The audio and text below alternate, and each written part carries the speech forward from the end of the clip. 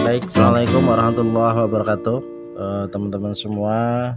Ketemu lagi dengan Usfatur. Hari ini di hari Jumat ini Ustadz akan menyampaikan pembelajaran yang sudah teman-teman semua baca, yaitu tentang Asmaul Husna.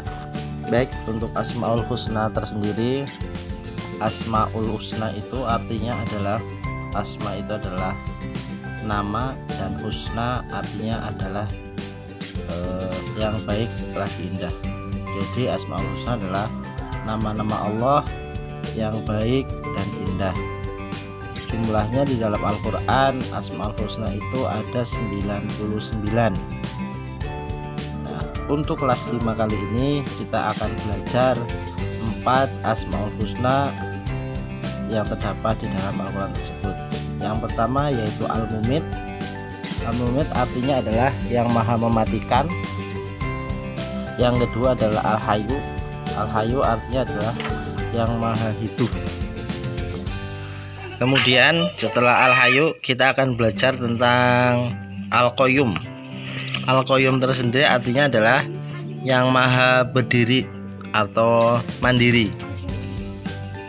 Selanjutnya yang terakhir atau yang keempat adalah Al-Ahad. Al-Ahad adalah artinya Allah yang Maha Esa. Artinya Esa meliputi zat, sifat, dan perbuatannya. Di kelas 5 ini selanjutnya kita akan belajar tentang kitab-kitab Allah.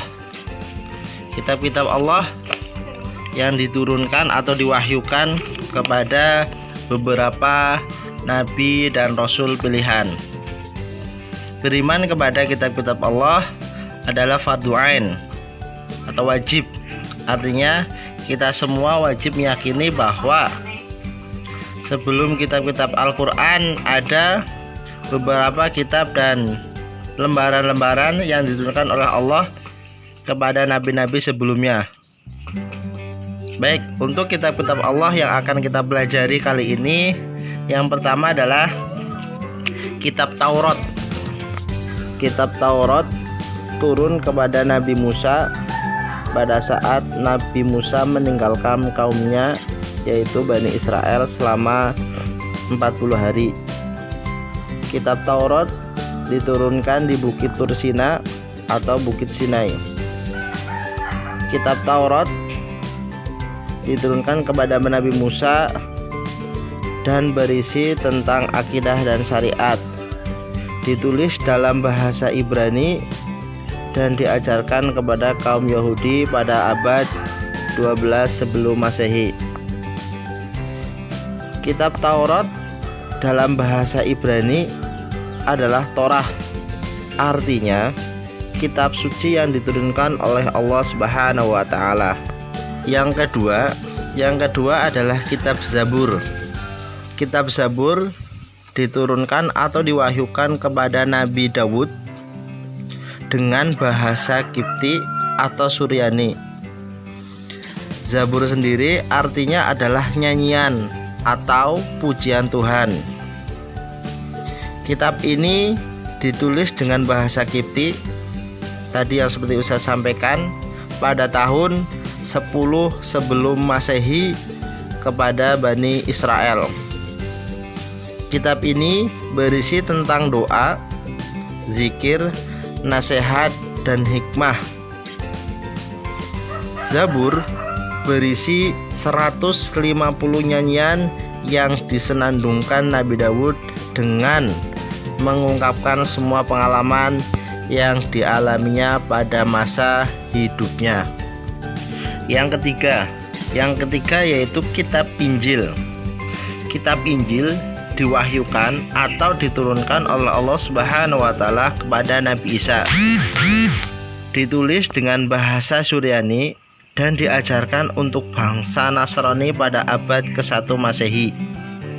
Berisi tentang akidah dan syariat. Kitab Injil intinya berisi tentang ajaran kepada umat Nabi Isa agar dalam hidupnya menjauhi kerakusan dan ketamakan.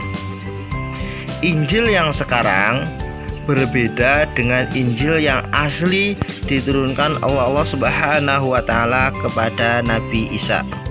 Yang terakhir atau yang keempat yaitu Al-Quran. Al-Quran merupakan wahyu yang diturunkan kepada Nabi Muhammad SAW dengan bahasa Arab. Al-Quran diturunkan pada abad ke-6 bagi seluruh umat manusia. Kitab Al-Quran berisi tentang akidah, syariat, ibadah, muamalah, dan sejarah. Al-Quran sendiri secara bahasa artinya adalah bacaan, sedangkan menurut istilah adalah firman Allah yang diwahyukan kepada Nabi Muhammad SAW sebagai Nabi terakhir. Al-Quran terdiri dari 30 juz, 114 surat, dan 6.236 ayat. Al-Quran diwahyukan kepada Nabi Muhammad SAW selama 22 tahun, 2 bulan, dan 22 hari.